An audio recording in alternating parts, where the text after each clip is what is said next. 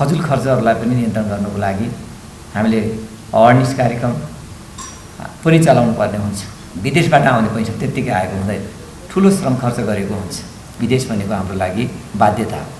अब अहिले विदेशको जुन हाम्रो श्रमिक मार्केटलाई ओपन गर्नुभन्दा विकल्प हामीसँग छैन। हामीले त्यसलाई एकदम सङ्कुचित घेराभित्र राख्नु पनि जरुरी छैन, तर त्यसलाई पनि हामीले सहज कसरी बनाउने होइन। विदेशमा त पठायौँ, सुरक्षाको कुरा र उनीहरूले पाउने ज्यालाको कुरा र उनीहरूले कहिलेकाहीँ रिस्क मोल्नु पर्दाखेरि त्यसबाट रेस्क्यु गर्ने कुराहरूमा हामीले विशेष ध्यान दिनुपर्छ।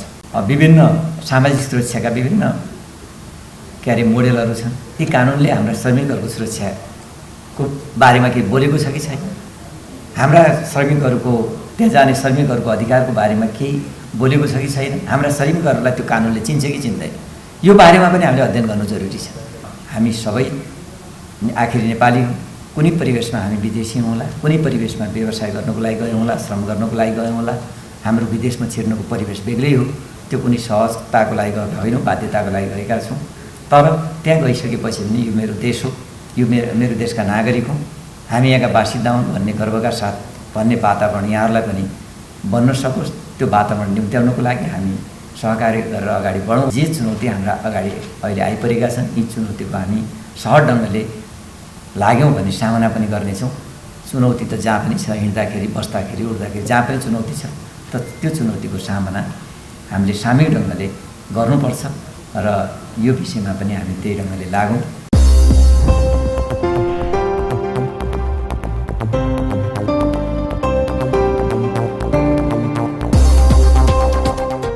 जुन समझदारी पत्रमा हस्ताक्षर भएको कार्यक्रम छ, यसले मलाई लाग्छ सामाजिक सुरक्षा कोषको महत्त्वलाई अझै बढाएको छ।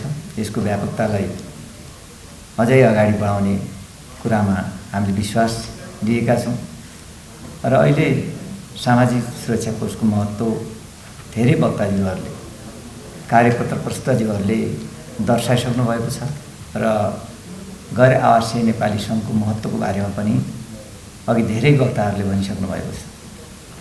वास्तवमा अहिले वैदेशिक रोजगारको विषयवस्तु पेचिलो बन्दै गएको छ। यो भित्र रहेका अनेक खालका विकृतिहरू, विसङ्गतिहरू छन्, व्यथितिहरू छन्। यसको बारेमा सबै पक्षबाट चिन्ता जाहेर भएको छ र यो व्यथिति भनेको हाम्रा दाजुभाइहरूमाथि, दिदीबहिनीहरूमाथि भइरहेको व्यथिति, उहाँहरूले भोग्नु परेका शास्ति, उहाँहरूको जुन अत्यन्त अप्ठ्यारो परिस्थिति छ, यसलाई सहज कसरी बनाउने र श्रम गन्तव्यलाई पनि सुरक्षित कसरी बनाउने, श्रमिकहरूलाई पनि सुरक्षित कसरी बनाउने भन्ने विषय नै अहिलेको मुख्य विषयवस्तु हो जस्तो मलाई लाग्दछ। र जसरी हाम्रा श्रमिक दाजुभाइहरू विदेशमा गएर रेमिटेन्समा उहाँले ठुलो योगदान गर्नुभएको छ, देशलाई सञ्चालन गर्ने कुरामा उहाँले ठुलो योगदान गर्नुभएको छ, तर ती दाजुभाइहरूको सुरक्षालाई राज्यले अत्यन्त महत्त्वका साथ लिनुपर्छ र यस कुरामा हामी सबै गम्भीर हुनुपर्दछ। गैर आवासीय नेपाली सङ्घले अप्ठ्यारो परिस्थितिमा जसरी विदेशमा रहनुभएका दाजुभाइहरूको सेवाको लागि उहाँहरूलाई गाह्रो अप्ठ्यारो परेको बेला सहयोग गर्नुभएको छ। यो त हामीले भनिरहनु परेन, यसको धेरै हामीले व्याख्या विश्लेषण गरिरहनु परेन र यसलाई हामीले जति शब्दले प्रशंसा गरे पनि कमै हुन्छ होला जस्तो लाग्छ। हाम्रो देशमा मात्र होइन, गैर आवासीय दाजुभाइहरूको संस्थाहरूको कति महत्त्व छ भन्ने कुरा अरू देशमा गरिएका अभ्यासहरूले पनि पुष्टि गरेको छ। हाम्रै छिमेकी देश भारतमा 1984 ताका तत्कालीन प्रधानमन्त्री राजीव गान्धीले गैर आवासीय भारतीयहरूलाई भित्र्याउनको लागि सुरुवात मात्र गर्नुभएको थियो, केही सुविधा दिएर, केही सहुलियत दिएर सुरुवात गर्नुभएको थियो र त्यसपछि अहिले वर्तमान भारतका प्रधानमन्त्री नरेन्द्र मोदीले अझै त्यसलाई व्यापक बनाएर विदेशमा छरिएको पुँजीलाई स्वदेशमा कसरी भित्र्याउने र गैर आवासीय नागरिकहरूलाई के अधिकार दिएर हुन्छ, उहाँहरूको पुँजीको संरक्षण स्वदेशमा कसरी परिचालन गर्ने र त्यो पुँजीको सुरक्षा कसरी गर्ने भन्ने सम्बन्धमा गरेका नीतिले भारतमा गरिएको जो विकासको एउटा मोडल, विकासको जुन आयाम हो त्यसले पनि पुष्टि गरेको छ। मलाई आशा छ कि हाम्रो देशमा पनि संसारभरि छरिरहनुभएका गैर आवासीय नेपाली दाजुभाइहरूलाई हामीले उहाँहरूका मागहरूलाई सुनिश्चित गर्ने, ती मागहरूप्रति विशेष ध्यान दिने र उहाँहरूलाई अधिकारको क्षेत्रमा पनि कुनै सङ्कुचन नराखीसँग हामीले अगाडि बढाउनुपर्छ ताकि हाम्रो देशको विकासमा उहाँहरूको योगदान महत्त्वपूर्ण रहोस्। आखिर त्यो पुँजी हाम्रो हो, हाम्रै लागि हो भन्ने भावनाका साथ हामीले काम र क्रियाकलाप अगाडि बढाउनुपर्छ र अवश्य पनि त्यसबाट महत्त्वपूर्ण उपलब्धि लिन सक्नुपर्छ।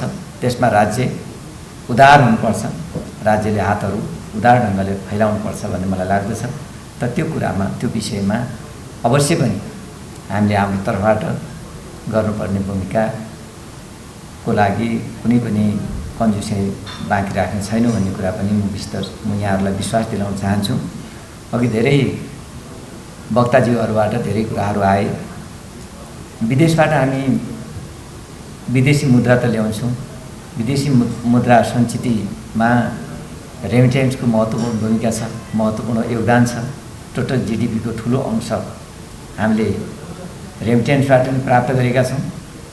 तर जे जति हामी कहाँ त्यो प्राप्त हुन्छ, 9-10 खरबको जुन आकलन गरियो, त त्यसको ठिक सदुपयोग भएको छ कि छैन, त्यसलाई उत्पादनमूलक काममा लगाइएको छ कि छैन, त्यसले उद्यमशीलतालाई आकर्षित गरेको छ कि छैन भन्ने कुरामा पनि हामीले चिन्ता जाहेर गऱ्यौँ। विदेशबाट पैसाहरू आउने, पुँजी आउने, तर त्यसको ठिक ठाउँमा सदुपयोग गर्न सकिएन भने अर्थ न व्यर्थ, कागलाई बेल पाक्यो हर्ष न व्यर्थ भने जस्तै हुन्छ। त त्यसैले ती फजुल खर्चहरूलाई पनि नियन्त्रण गर्नुको लागि हामीले अवेरनेस कार्यक्रम पनि चलाउनु पर्ने हुन्छ। त्यो पैसा कसरी प्राप्त हुन्छ, सबभन्दा पैसाको महत्त्व बुझाइदिनु पर्यो। विदेशबाट आउने पैसा त्यत्तिकै आएको हुँदैन, ठुलो श्रम खर्च गरेको हुन्छ, ठुलो रिस्क मोलेको हुन्छ। विदेशमा जाने दाजुभाइहरूलाई थाहा हुन्छ श्रमको महत्त्व कतिको छ भने। यहाँ एक गिलास पानी नसार्ने हाम्रा केटाकेटीहरू विदेशमा गएर अप्ठ्यारो काम गरेका हुन्छ। त्यहाँ जाँदाखेरि अनि उनीहरू कति चलायमान हुन्छन् भन्ने कुराको उदाहरण दिन सकिन्छ। त त्यसैले त्यहाँबाट ल्याएको जो पुँजी हो त्यो पुँजीलाई सदुपयोग गरौँ, परिवारका सदस्यहरूलाई पनि हामीले कन्भिन्स गरौँ, उहाँहरूलाई पनि सुझाव दिनु पर्यो। त्यस्ता खालका कार्यक्रमहरू हामीले लैजानुपर्ने हुन्छ। विलासिताका सामानहरू ल्याउने, जहाँबाट पुँजी आयो त्यहीँ हामीले त्यो पैसालाई फिर्ता गर्ने, यो परम्परा, यो परिपाटीको हामीले अन्त गर्नुपर्छ। यो पुँजी बाहिरबाट आएको, यो पुँजीले हामीले देश निर्माण गर्नु पर्यो। हाम्रो पेट त पाल्यो, हाम्रो देश निर्माणमा पनि यो पुँजीलाई हामीले लगाउनुपर्छ भन्ने मान्यताको विकास हामीले कसरी गर्न सक्छौँ, यो कुरामा पनि हामीले ध्यान दिनुपर्छ होला जस्तो लाग्छ। किनकि खालि वितरणमुखी हाम्रा खर्चहरू जम्मै वितरणमुखी हुने, उत्पादनमुखी नहुने भइदियो भने त्यसले खासै देशलाई अगाडि बढाउने कुरामा योगदान दिँदैन होला जस्तो मलाई लाग्छ। त त्यसै गरी अब यो सामाजिक सुरक्षा कोषको हुन त हाम्रो परम्परादेखि नै जति बेला खाद्य असुरक्षा थियो, खाद्यान्न धेरै उत्पादन हुँदैन थियो, त्यो खाद्यान्नलाई पनि सञ्चित गरेर खाद्य सुरक्षालाई कसरी सुनिश्चित गर्ने परम्पराको पनि विकास थियो। हामी केटाकेटी हुँदाखेरि गाउँठाउँमा भएको बेला कात्तिकको महिना धान फल्छ, धान फलेको महिना 10 पाथी 20 पाथी उठायो, त्यसलाई एउटा सोसाइटीको रूप दियो, सञ्चय गर्यो र असाढको महिना भदौको महिना जति बेला खाद्यान्न अभाव हुन्छ त्यति बेला त्यसलाई वितरण गरियो र त्यसको एउटा मेम्बरसिप पनि हुन्थ्यो। त्यो मेम्बरसिपलाई वितरण गर्दाखेरि ब्याजको, भनौँ न खाद्यको पनि ब्याजको एउटा निश्चित दायरा हुन्थ्यो। त्योभन्दा सदस्यभन्दा बाहिरकोलाई दिँदाखेरि, लगानी गर्दाखेरि त्यसको पनि एउटा निश्चित दायरा हुन्थ्यो। त त्यसैले अहिले समयले धेरै फेरबदल गरेको छ, समयमा धेरै फेरबदल आएको छ र अहिले खर्चका बाटाहरू धेरै छन्, तर आम्दानीका स्रोतहरू धेरै कम छन्। आम्दानीका स्रोतहरू सुक्दै गएका छन्, खर्चका आयामहरूको पनि बढेको बढी छ। त्यसलाई कसरी सन्तुलित गर्ने, यो विषयमा पनि हामी गम्भीर भयौँ भने अहिले पनि एउटा भोलि समस्या निम्त्याउँछ होला जस्तो मलाई लाग्छ। त अर्को कुरा विदेश त हामी भन्छौँ, अघि पनि भन्यौँ हामी, विदेश भनेको हाम्रो लागि बाध्यता हो। अब अहिले विदेशको जुन हाम्रो श्रमिक मार्केटलाई ओपन गर्नुभन्दा विकल्प हामीसँग छैन। हामीले त्यसलाई एकदम सङ्कुचित घेराभित्र राख्नु पनि जरुरी छैन, तर त्यसलाई पनि हामीले सहज कसरी बनाउने होइन। विदेशमा त पठायौँ सुरक्षाको कुरा र उनीहरूले पाउने ज्यालाको कुरा र उनीहरूले कहिलेकाहीँ रिस्क मोल्नु पर्दाखेरि त्यसबाट रेस्क्यु गर्ने कुराहरूमा हामीले विशेष ध्यान दिनुपर्छ। त्यो दिएन भने फेरि श्रम बजार त खोल्यौँ, ओपन गरिदिउँ, जहाँ जति पनि खोलिदिउँ त त्यसमा आइपर्ने रिस्कहरूलाई हामीले सामना गर्न सक्दैनौँ। यो पाटोलाई पनि हामीले ध्यान दिनुपर्छ। अघिल्लो दिन पनि हामीले हाम्रा भर्खरै नियुक्त हुनुभएका महामहिम राजदूतहरूलाई पनि बोलाएका थियौँ। श्रम गन्तव्य जान लाग्दै हुनुभएका राजदूतहरूलाई पनि बोलाएका थियौँ। उहाँहरूसँग पनि अन्तर्क्रिया गरेका थियौँ। अघि कृष्ण सरले भन्नुभएको थियो हामी श्रमिक त पठाउँछौँ अनि यो अधिकार भएन ऊ अधिकार भएन भन्छौँ, तर गन्तव्य देशका कानुनहरू हामीले अध्ययन गऱ्यौँ। ती कानुनले हाम्रा श्रमिकहरूको सुरक्षाको बारेमा केही बोलेको छ कि छैन, हाम्रा श्रमिकहरूको त्यहाँ जाने श्रमिकहरूको अधिकारको बारेमा केही बोलेको छ कि छैन, हाम्रा श्रमिकहरूलाई त्यो कानुनले चिन्छ कि चिन्दैन, यो बारेमा पनि हामीले अध्ययन गर्नु जरुरी छ। त्यो गऱ्यौँ भने तब हामीले क्लेम गर्न पनि दाबी गर्न पनि सहज हुन्छ। त त्यसैले हामीले उहाँहरूलाई पनि भन्यौँ हामी जाउँ, त्यहाँ जाँदाखेरि पनि यी विषयवस्तुहरूमा पनि हामी केन्द्रित रहौँ। यी विषयवस्तुमा केन्द्रित रह्यौँ भने हामीले कम्तीमा पनि कानुन श्रमिकको पक्षमा हामीले बनाउन सक्यौँ भने त्यो श्रम गन्तव्य अझै सुरक्षित हुनसक्छ भन्ने पनि हामीले कुरा गरेका थियौँ।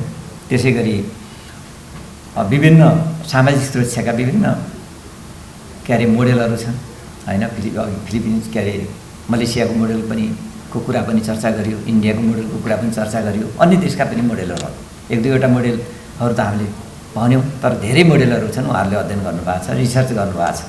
त हाम्रो लागि कुन मोडेल ठिक हुनसक्छ, कुन मोडेल सुइटेबल हुनसक्छ, वा ती मोडेलहरूको अध्ययन गरेर हामीले आफ्नै मोडेल पनि बनाउन सक्छौँ। अरूकै मोडेलमा जानु पर्छ भन्ने पनि केही छैन। हाम्रो आफ्नो मोडेल पनि बनाउन सक्यौँ र विज्ञहरू यत्रो धेरै दिमाग खियाएर बस्नुभएको छ, सक्षम हुनुहुन्छ। हाम्रो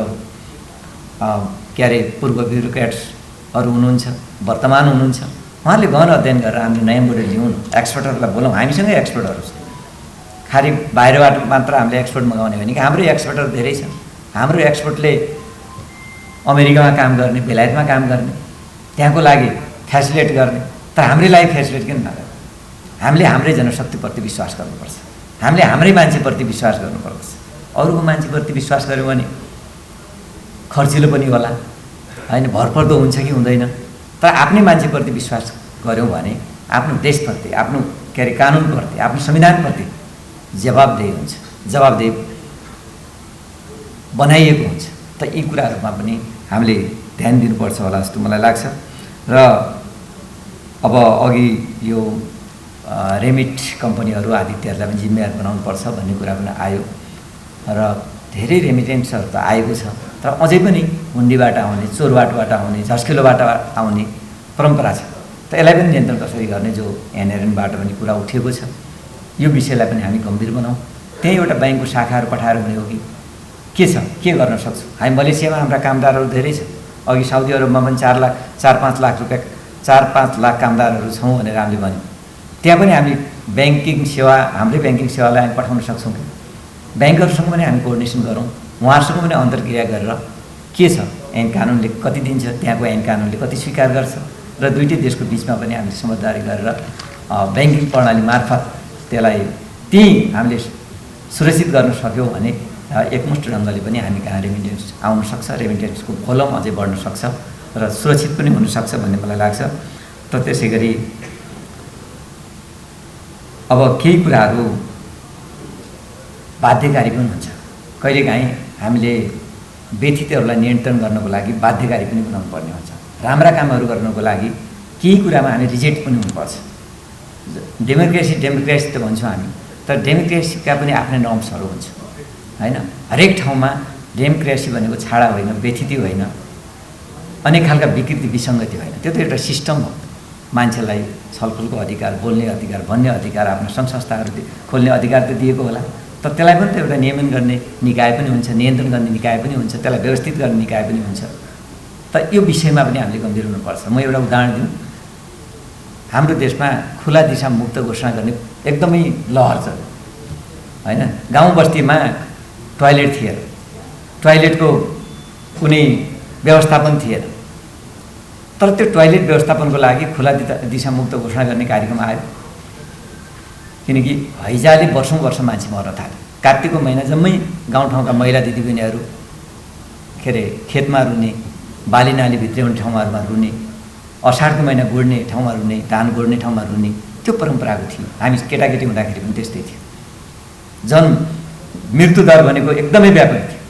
तर त्यसलाई कसरी नियन्त्रण गर्ने भनेर छलफल चलाइयो, एउटा देशले अभियानको रूपमा लियो र पछि जसले टोयलेट बनाउँदैन उसलाई वडाको सेवा नदिने, गाउँ विकास समितिले सेवा नदिने भनेर एउटा बाध्यकारी व्यवस्था। त्यो किन पोजिटिभ एटिच्युडको लागि, कुनै नेगेटिभ एटिच्युडको लागि गरिएको थिएन, सकारात्मक सोचका लागि त्यो बाध्यकारी व्यवस्था गरियो। धेरै मान्छेहरू त्यसमा सहभागी हुए र पछि टोयलेट नबनाउँदाखेरि आफैलाई खिन्नता बोध हुने। अनि कहिलेकाहीँ एउटा देउडा गीत गाउँदाखेरि, दोहोरी गीत गाउँदाखेरि पनि अब छोरी दिने, छोराको बिहा गर्ने देउडा हाल्दाखेरि पनि तेरो घरमा टोयलेट बनाएको छ कि छैन, यदि टोयलेट बनाएको छैन भने म छोरी दिन्न अथवा तेरी छोरी म ल्याउनु भित्र्याउनु भन्ने खालका देउडाहरू पनि आफ्नो परम्परा संस्कृति अनुसार गाए, जसले गर्दाखेरि हामीले खुला दिशामुक्त अभियानलाई हामीले सफल गर्न सक्यौँ। त्यसले यी उदाहरणहरू हामीले यो भित्र पनि भित्र्याउन सक्छौँ हैन। कहाँ के सुइटेबल हुन्छ त्यो भित्राउन सक्छौँ। यो कुरामा पनि हामीले ध्यान दिउँ। अब अहिले हामीलाई एउटा हेडेकको विषय भनेको अब अरबतिर केही लासहरू छन् जो इलिगल बाटोबाट गएका थिए। हाम्रै दाजुभाइहरू उनको लास आफ्नो देशमा हामीले दफन गर्न सकेका छैनौँ, दाह संस्कार गर्न सकेका छैनौँ। त्यो हाम्रो लागि चुनौतीको विषय पनि हो। यो चुनौतीलाई सामना गर्ने कुरामा र त्यहाँ कोमामा भएका दाजुभाइहरू छन् केहीजनाहरू, उहाँहरूलाई पनि देशभित्र ल्याउने कुरामा हाम्रो साझा दायित्व के हुन्छ। एनएलएमको तर्फबाट, सरकारको तर्फबाट गर्ने कुरामा समन्वयात्मक ढङ्गले अगाडि बढाउने कुरामा पनि हामीले ध्यान दिनुपर्ने अहिले आवश्यक छ। म एनएलएमका साथीहरूलाई, पदाधिकारीहरूलाई आग्रह गर्न चाहन्छु, अवश्य पनि यहाँहरूको त्यसमा योगदान रहनेछ भन्ने कुरा मलाई विश्वास छ। र त्यसै गरी अब चोर बाटोबाट कुनै पनि देशमा हाम्रा राजदूतावास पनि छैन, हाम्रो देशमा उनीहरूको काउन्सिलर अफिसरहरू पनि छैनन्, तर हामीले अन्य देश भएर जानुपर्ने स्थिति छ, चोर बाटोबाट जानुपर्ने स्थिति छ। त ती देशका जुन ट्रान्जिट पोइन्टहरू छन् त्यहाँबाट जुन इलिगल तरिकाले जाने परम्पराको विकास भएको छ, त्यो खालको व्यथिति भएको छ, त्यसलाई पनि नियन्त्रण कसरी गर्ने, ती देशका राजदूतहरूसँग पनि हामीले यो विषय उठाएका छौँ र त्यसको लागि हामीले एउटा कार्यक्रमै गर्ने कि सम्मेलनै गर्ने कि भन्ने कुराहरू पनि हामीले अगाडि बढाएका छौँ र त्यसलाई नियन्त्रण गर्ने कुरामा पनि हामी लागौँला। र अहिले मैले अघि पनि भने यो श्रम मार्केटलाई हामीले अहिले नखुम्च्याउँ अनि ओपेनली जाउँ, तर सुरक्षाको कुरा र पारिश्रमिकको ग्यारेन्टीलाई हामीले एकदमै प्राथमिकता साथ अगाडि बढाउनु पर्ने हुन्छ। जे चिजले हाम्रो अहिले देश धान्नेको छ, जे चिजले देश अझै अप्ठ्यारो स्थितिबाट जानबाट जोगिएको छ, त त्यो चिजलाई चाहिँ हामीले अहिले धेरै कन्जुसिया गरेर राख्नु जरुरी छैन। हाम्रा कयौँ प्रोसिड्युरहरू अब विदेशीहरू भन्छन् रे हैन, तिमीहरू देशमा हामी लगानी गर्न त तयार छौँ, तिमीहरू कुरा स्वीकार गर्न त तयार छौँ, तर तिमीहरूका कानुनी जटिलताहरू, कानुनी प्रक्रियाहरू, कानुनी प्रावधानहरू यति जटिल छन् कि हामीले केही कामहरू गर्न थाल्यौँ त्यसको एकदमै लेन्दी प्रोसेस हुने यो छ। यो कुरालाई तिमीहरूले पनि करेक्सन गर भन्ने ढङ्गले पनि सुझावहरू आउँछ अरे। ती विषयमा पनि हामीले गम्भीर हुनुपर्छ। त त्यसैले आज गैर आवासीय नेपाली सङ्घका हाम्रा दाजुभाइहरूले जुन यो कार्यक्रम अत्यन्त हार्दिकतापूर्वक यहाँ राख्नुभएको छ, यसको अत्यन्तै महत्त्व छ। यो आजको यो कार्यक्रमले भविष्यमा पनि यसको महत्त्व कति थियो भन्ने कुरा पुष्टि गर्नेछ। त यो यसको महत्त्वलाई पुष्टि गर्ने गरी हाम्रा काम र क्रियाकलाप हामीले अगाडि बढाउनुपर्छ। यसलाई अझै फलदायी बनाउने गरी, परिणाममुखी बनाउने गरी हामी आफ्नो ठाउँबाट लागौँ। सरकारको तर्फबाट हामी लाग्नेछौँ र गैर आवासीय नेपाली सङ्घको तर्फबाट यहाँहरू लाग्नुहोस्। दुवैको महत्त्वपूर्ण योगदान र महत्त्वपूर्ण सहभागिताले अवश्य पनि यो कामलाई हामी सफल गर्नेछौँ, यो कार्यलाई सफल गर्नेछौँ। र जे चुनौती हाम्रा अगाडि अहिले आइपरेका छन्, यी चुनौतीको हामी सहज ढङ्गले लाग्यौँ भने सामना पनि गर्नेछौँ। चुनौती त जहाँ पनि छ, हिँड्दाखेरि, बस्दाखेरि, उड्दाखेरि जहाँ पनि चुनौती छ। त त्यो चुनौतीको सामना हामीले सामूहिक ढङ्गले गर्नुपर्छ र यो विषयमा पनि हामी त्यही ढङ्गले लागौँ र यो गैर आवश्यक नेपाली सङ्घका जुन पदाधिकारी यहाँ हुनुहुन्छ उहाँहरू विश्वभरि छरिरहनु भएको छ र अहिले भर्चुअल माध्यमबाट पनि यो कार्यक्रमलाई निहालिरहनु भएको छ। सबै दाजुभाइहरूलाई यो देश बनाउने जिम्मा तपाईँ हामी सबैको हो। तपाईँहरू विदेशमा हुनुहोला, हामी स्वदेशमा छौँ। तपाईँहरूले त्यहाँ दुःख कष्ट गरिरहनु भएको छ। हामीले पनि यहाँ स्वदेशमा व्यथितिका विरुद्धमा अनेक खालका विकृति विसङ्गतिका विरुद्धमा लड्ने अभियान थालिएका छौँ। त त्यसले हामी दुवै पक्षको सहकारीबाट यो देश निर्माणको लागि, यो देशलाई धान्नको लागि अवश्य पनि महत्त्वपूर्ण योगदान दिनेछ भन्ने मैले विश्वास लिएको छु र हामी सबै आखिर नेपाली कुनै परिवेशमा हामी विदेशी हौँला, कुनै परिवेशमा व्यवसाय गर्नको लागि गयौँ होला, श्रम गर्नको लागि गयौँ होला। हाम्रो विदेशमा छिर्नुको परिवेश बेग्लै हो। त्यो कुनै सहजताको लागि गएका होइनौँ, बाध्यताको लागि गएका छौँ। तर त्यहाँ गइसकेपछि पनि यो मेरो देश हो, यो मेरो देशका नागरिक हौँ, हामी यहाँका बासिन्दा हौँ भन्ने गर्वका साथ भन्ने वातावरण यहाँहरूलाई पनि बन्न सकोस्। त्यो वातावरण निम्त्याउनको लागि हामी सहकार्य गरेर अगाडि बढौँ भन्दै यो कार्यक्रम पूर्ण सफल रहोस्।